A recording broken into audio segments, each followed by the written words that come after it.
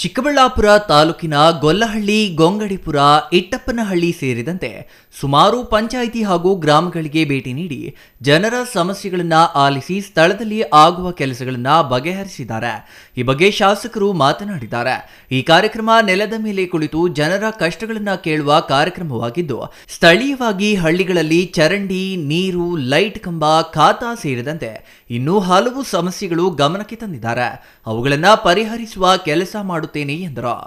ನಮ್ಮ ಶಾಸಕ 180ಕ್ಕೂ ಹೆಚ್ಚು ಹಳ್ಳಿಗಳು ಅಧಿಕಾರಿಗಳ ಜೊತೆ ಹೋಗಿದ್ದೀನಿ. ಹಳ್ಳಿಗೆ ಹೋಗಿ ನೆಲದ ಮೇಲೆ ಕೂತು ಬ್ಯೂರೋಕ್ರಸಿನ ನೆಲದ ಮೇಲೆ ಕೂರಿಸಿ ಜನರ ಕಷ್ಟ ಕೇಳಿ ಸಾಲ್ವ್ ಮಾಡೋ ಕಾರ್ಯಕ್ರಮ ನಮ್ಮೂರಿಗೆ ನಮ್ಮ ಶಾಸಕ 180ಕ್ಕೂ ಹೆಚ್ಚು ಹಳ್ಳಿಗೆ ಮತ್ತು ಗೊಲ್ಲಹಳ್ಳಿ ಪಂಚಾಯತಿ ಮಾಡ್ತಾಯಿದ್ವಿ.